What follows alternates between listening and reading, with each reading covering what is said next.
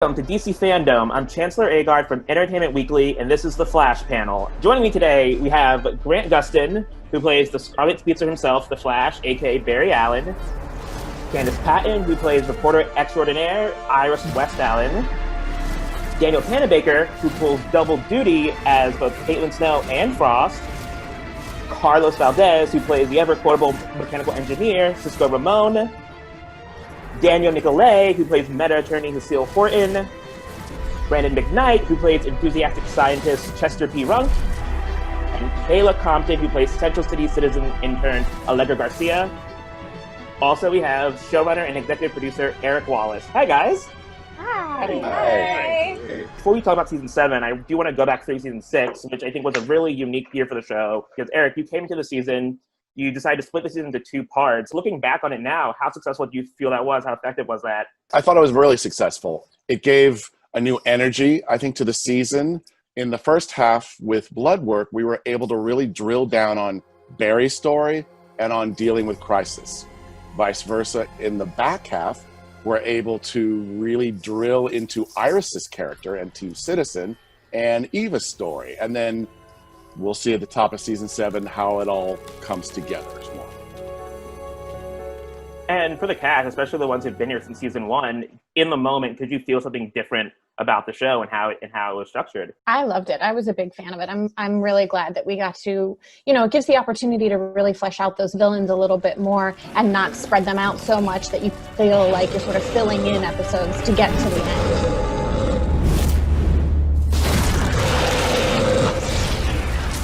I think a show needs to change in order to grow. Yeah, I think as an actor too, it prevents fatigue throughout the season. 22 episodes is a long time, 9 months. And I think for us having this kind of break in the season where a new sort of storyline emerges kind of puts us in a headspace of, feeling reinvigorated with the work. So yeah, it makes the season a bit easier to swallow altogether. As Eric mentioned, the first half of the season was very much about sort of Barry's walk up to crisis and him dealing with his mortality.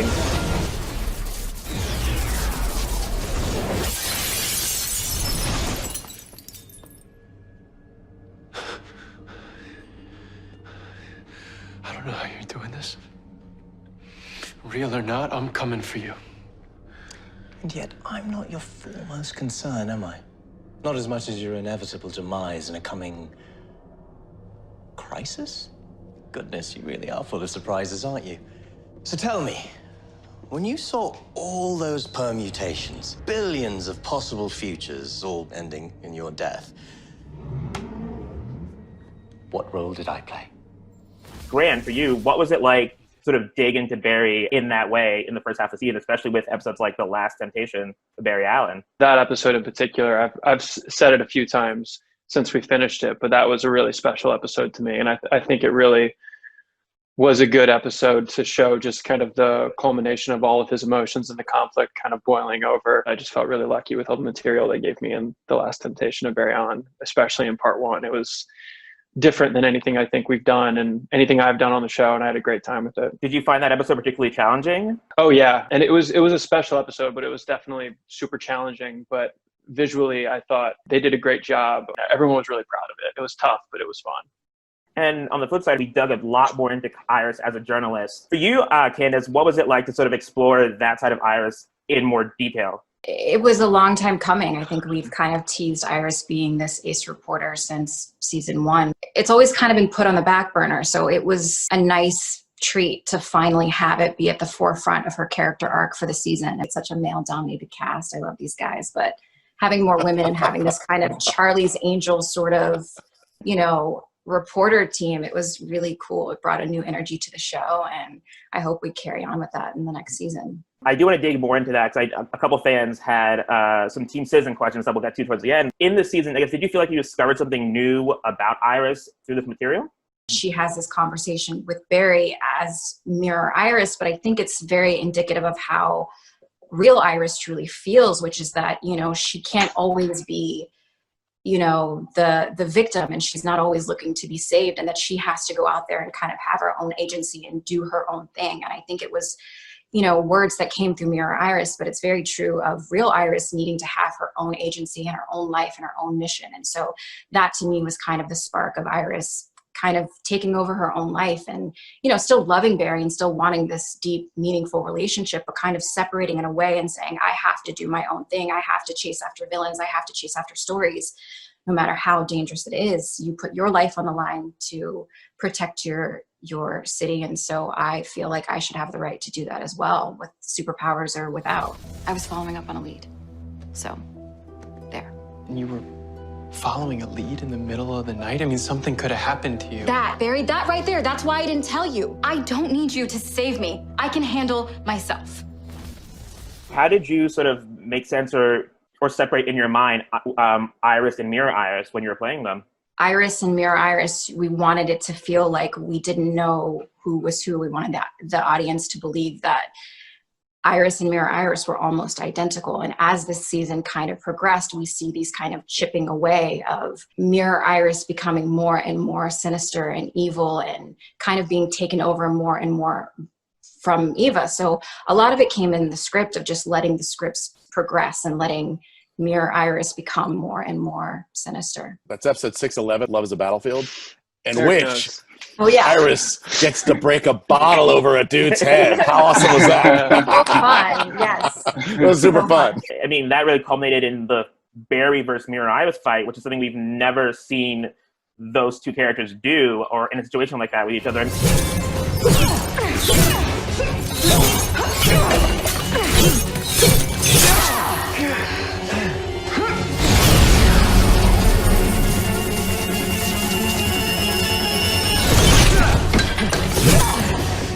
When you guys first joined the show, did you guys ever think that you'd get to do something, do like a fight scene like that together?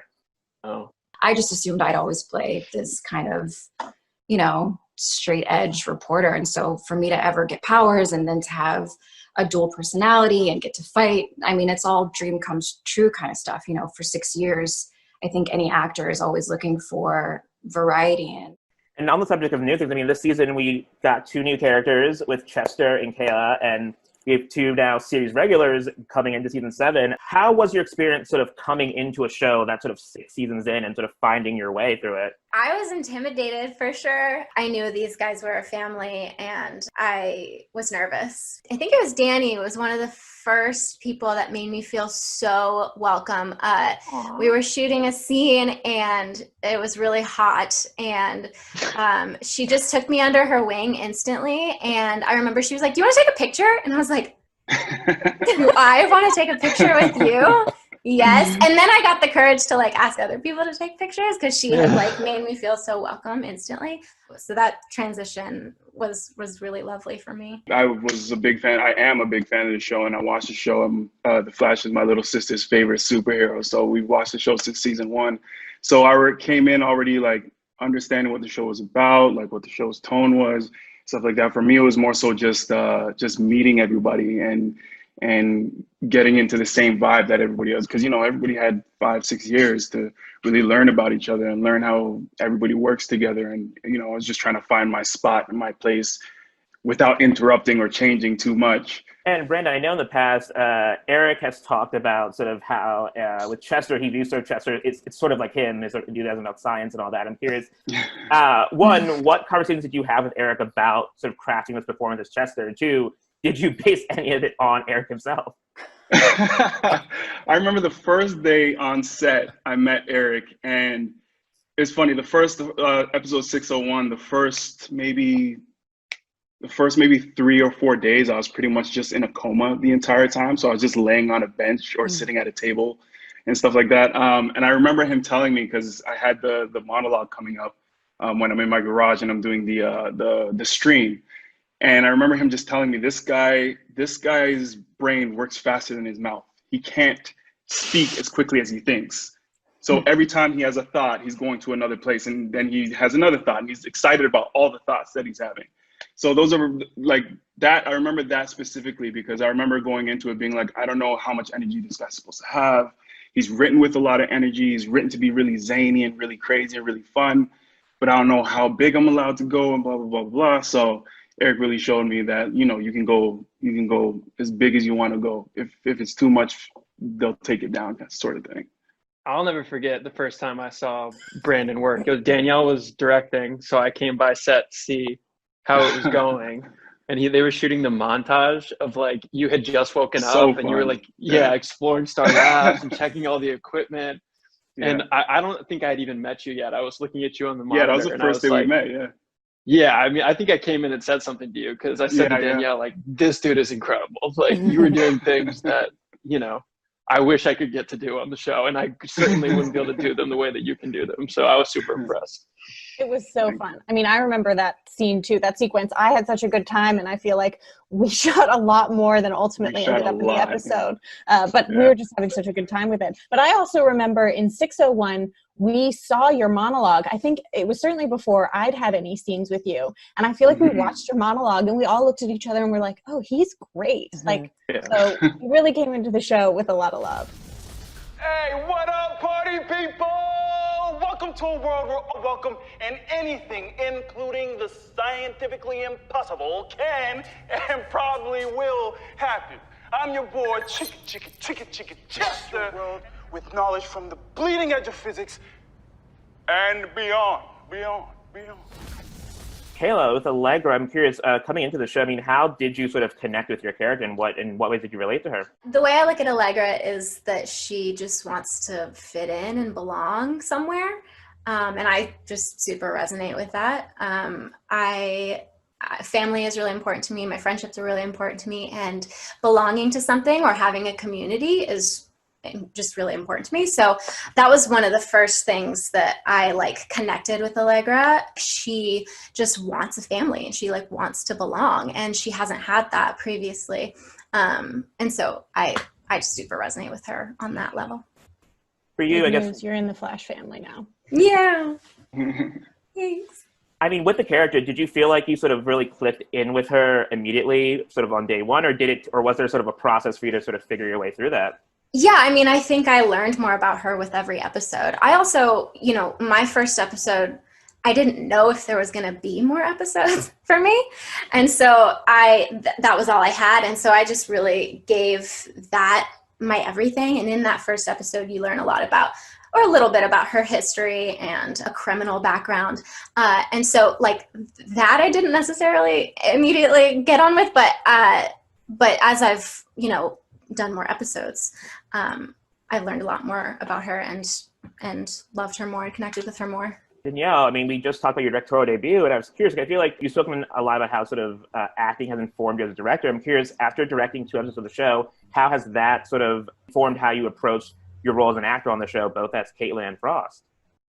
I feel like part of the reason I love directing so much is because I've always tried to, be on set with my eyes wide open and look at all the different departments and learn as much as I can. So I definitely feel like it's informed.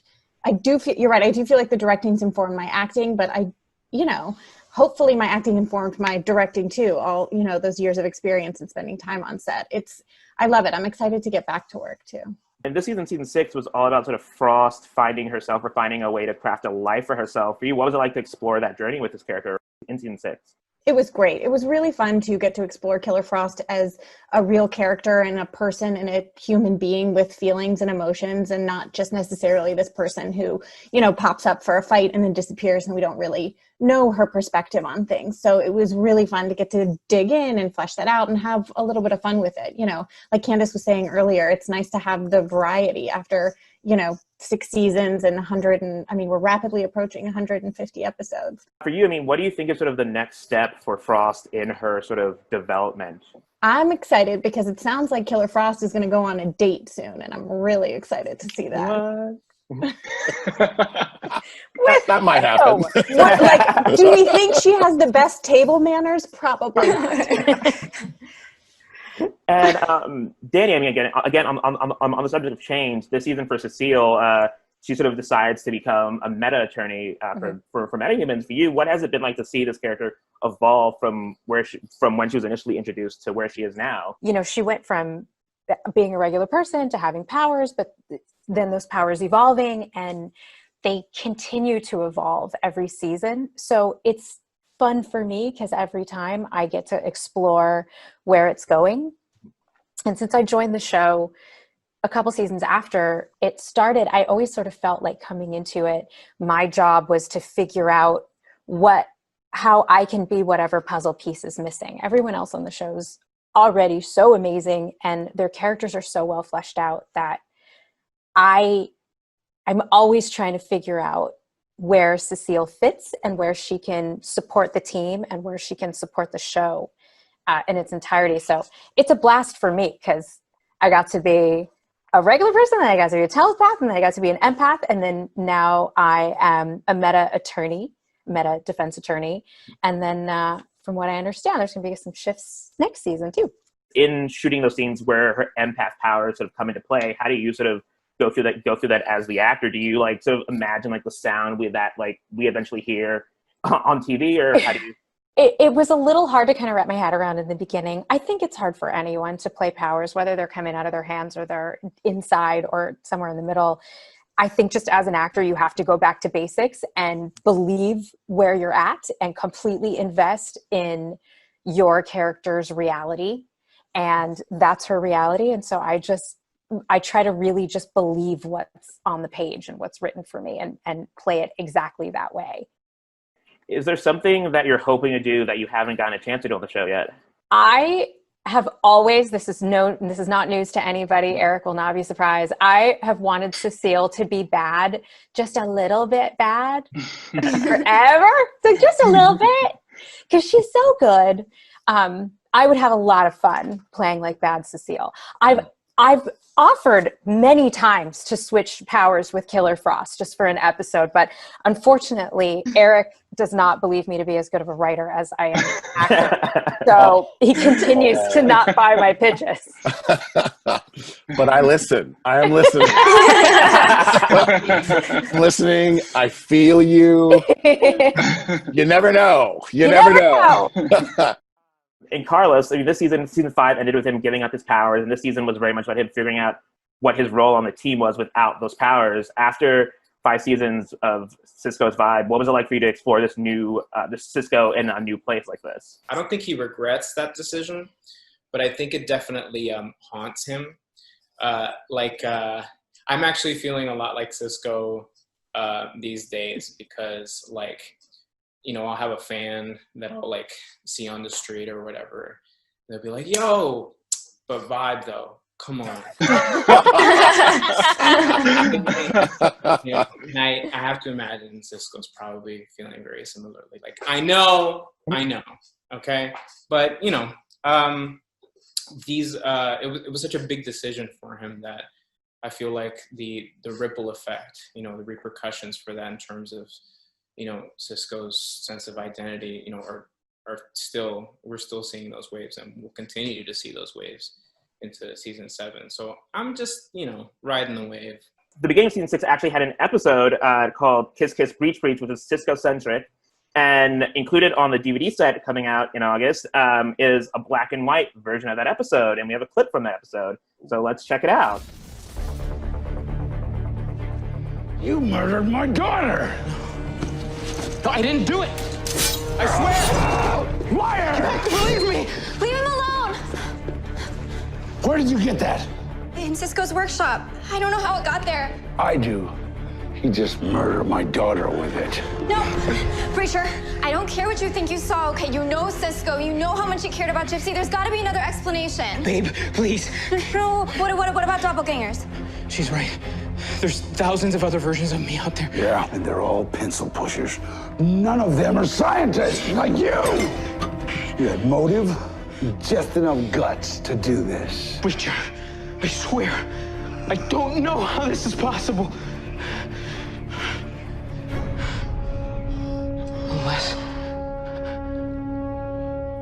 Unless it breeds psychosis. Camilla, what time did you find me sleepwalking the other night? I don't know. Maybe 4 a.m.? You're guilty! But you're not in your right mind. I didn't just lose a daughter today. I lost a son. Because I still respect the man you were. Now, I'm gonna give you an hour to get all your affairs in order, and then turn yourself in, or I will end you.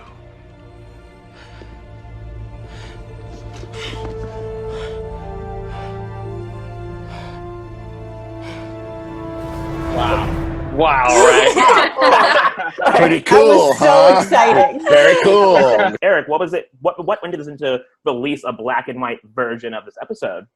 Well, it's a film noir story, and I always wanted it to be black and white. What was really great in making the episode with the director Manoj Huda, he had an idea because he knew I wanted it to be in black and white. He said, well, why don't we do the vibes in black and white?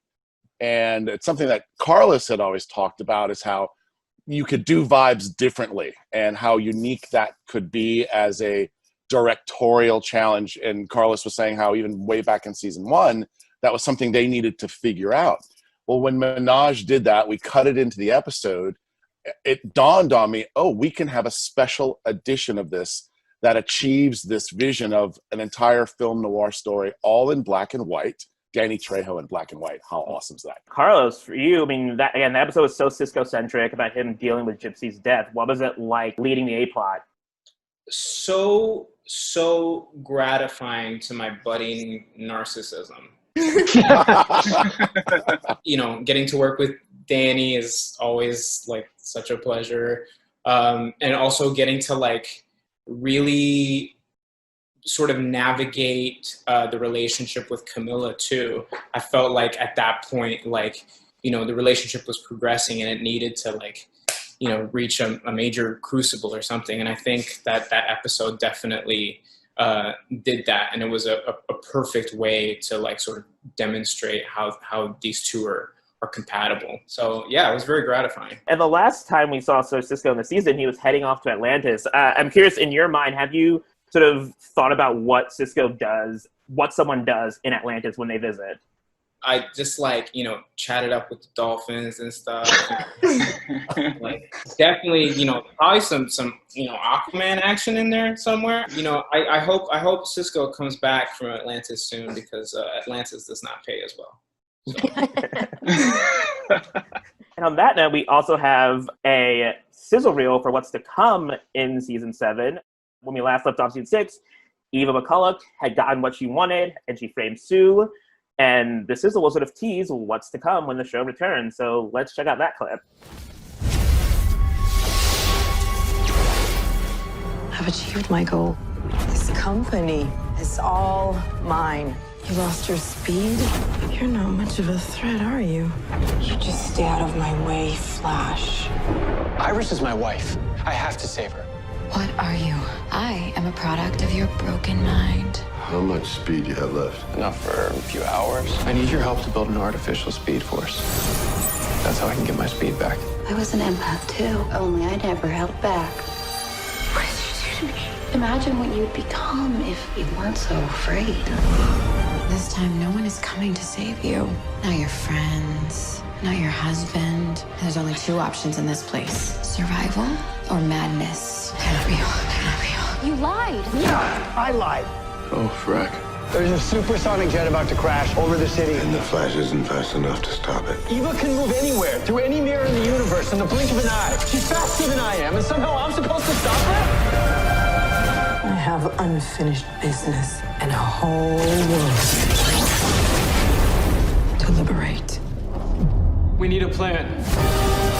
We've all lost so much this year. Some things can't be taken. We still have our will to fight for those we love. Keep watching. Keep trying to break me. Because I'm not afraid of the woman that I am today. But you are, Eva. Team Flash needs as many hands on deck as possible. Well, now, Flash. We go save Iris and our friends. Get everybody back.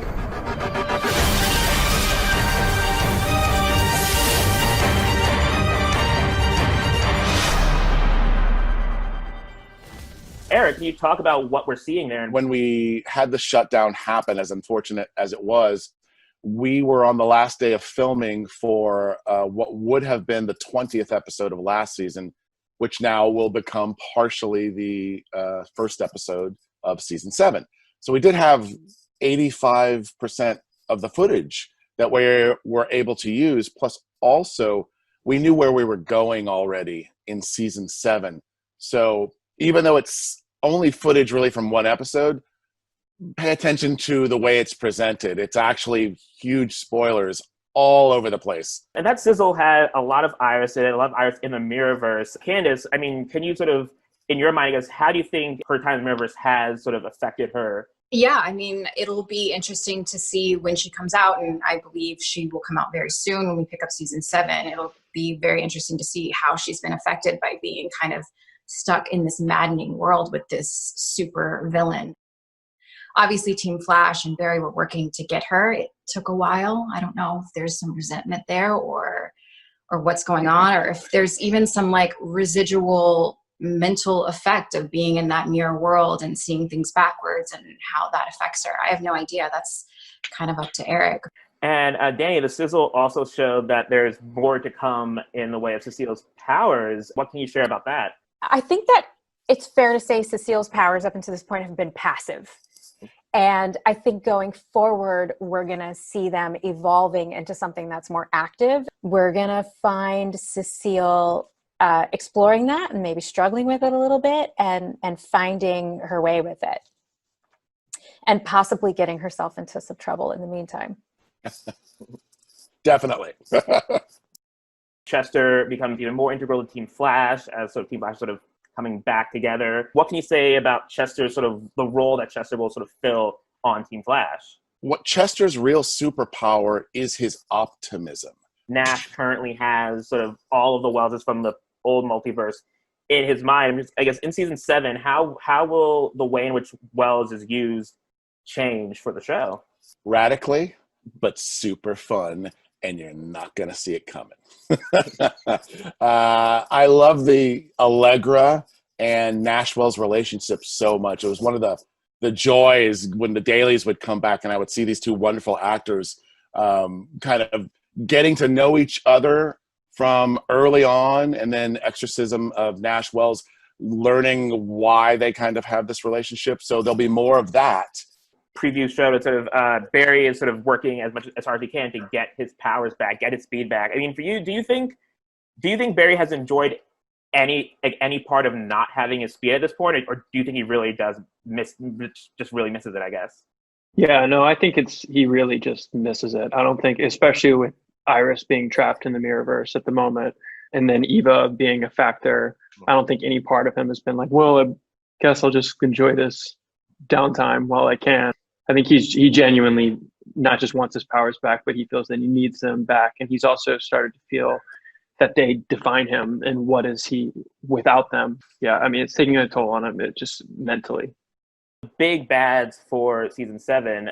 Eric, what can you tease about who these new, or who I guess, at least the first one, who they will be and what and how they will sort of challenge Team Flash in a new way? Wow. I don't like spoilers. Let's just say there was a certain speedster who wore a white costume whose clones kept showing up. And it really, Team Flash had to deal with that, but we never caught the real guy or girl, right? Who knows? Let's just say we might find out that mystery this season. Spoilers. I mean, without spoiling, I guess for you, what makes Godspeed an interesting villain for you? Just on, I guess, without getting into sort of what the show can do with it, but just like coming to the season, what was it about Godspeed? You're like, oh, there's something there for that. Two things. One, the current run of the comics that Joshua is writing is terrific. And I want to make sure that new fans, especially new young fans who are reading the comic book right now, are welcomed to the show. So it's not just Silver Age villains and Bronze Age villains. There might be a young girl or a young boy who is reading those Flash comics right now and going, where's my villain, my generation's villain? Who is this guy anyway? An old family friend. His name's Godspeed, and he's from the future. I want that same experience for a young person now to go, well, my villain is Godspeed. He's only 8 years, he's only been around for 5 or 8 years or so. So bringing him in is very important to me to expand the audience. That's number one. Two, Godspeed, unlike, say, Reverse Flash, has no emotional connection, supposedly, right, to the Flash. So the question is, why is Godspeed angry at the Flash? We got to keep the show fresh. We've got more to say. In light of everything that's happened recently, we have two characters on the show, Barry and Joe, who work for the police department. And have you sort of thought about how you're going to approach their jobs in this coming season, and maybe change or maybe not? The world right now is on fire. We have to look at what's around us. It definitely informs specifically Joe's story this season, but in a good way and in a positive way, because we need to be socially responsible as artists. Yes, I love comic books and the Flash, but I'm a person first. We have to be people first and work together to make the world a better place. I believe that. That's where those changes are coming from. So yeah, you'll notice some changes, definitely.